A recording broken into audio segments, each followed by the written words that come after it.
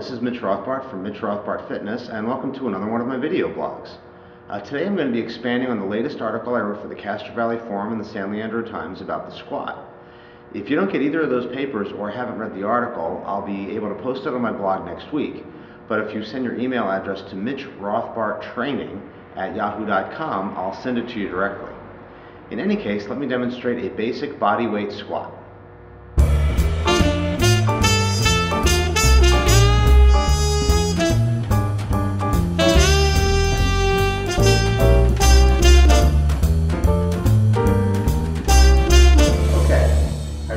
Start is with your feet slightly wider than shoulder width, your toes pointing slightly out.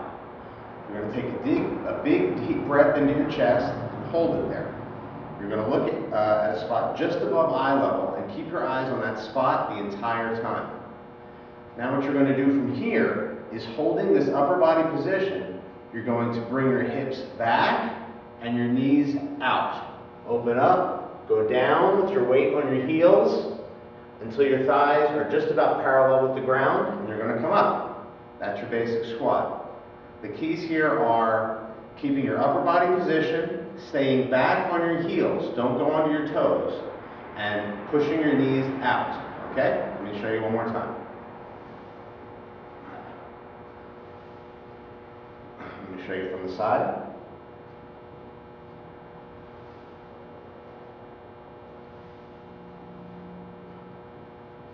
You should be able to do about 10 or 12 really good body weight squats pretty easily before you add any weight to it. If you do want to add a little weight but not too much, you can easily hold a dumbbell just like this.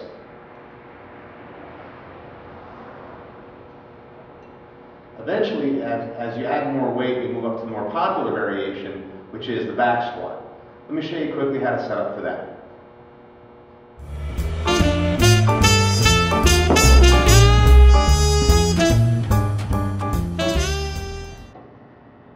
Okay, to set up for your back squat, you're going to want to get the bar right about upper chest level height. Get your hands even on the bar, that's very important. From here, you're going to want to go underneath the bar and get the bar set right at about shoulder level. You'll find that when you bring your arms back, there's kind of a shelf created with your shoulder muscles. That's about where you're going to want the bar to be. It's going to be a slightly different spot for everyone, so you have to kind of experiment to find where you want it. But that's where you're going to want it. Go underneath, set the bar, make sure your feet are very stable under you before you unwrap. From here, get a good back arch, hold all your breath in your stomach, stand up, walk out just a couple of short steps, and do the same form that you did with the body weight squat. You're going to want to keep your chest up, find that spot to look at, bring your hips back and your knees out, go down, back up. When you're done your set, just walk it right back in, and you're all set. Now I want to show you a couple more variations that can help you work around some injuries and improve them. First, we're going to talk about the body weight squat.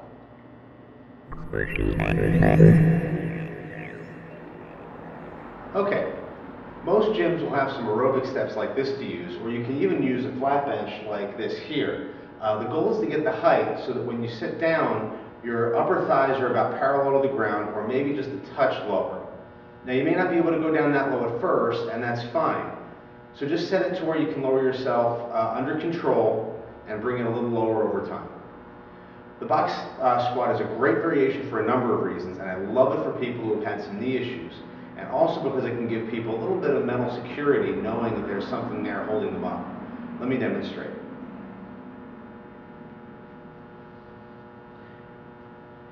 You're going to use the exact same form that you used before, except the box is going to allow you to sit a little farther back. So bring the hips as far back as you can and go down.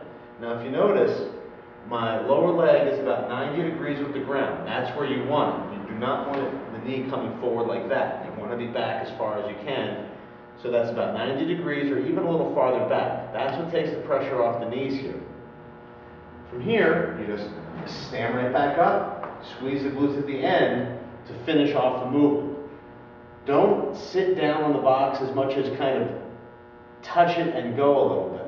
So you're going to go down and that, down and up. I don't want to see this kind of thing, okay? Just down and up.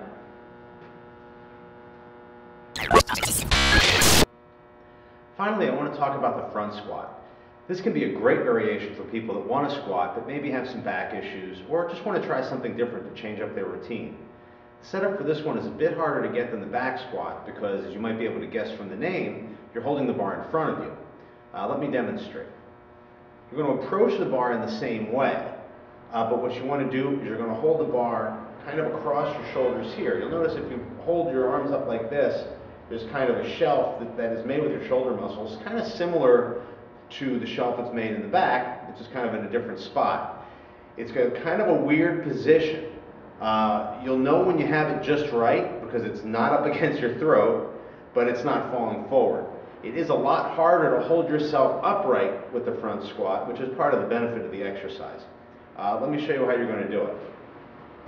Again, you're going to approach the bar right in the middle, come underneath it. You're going to need to set the bar a touch lower in the rack than you do with the back squat. Get right up against it, find that spot, bring your arms up, and walk it out.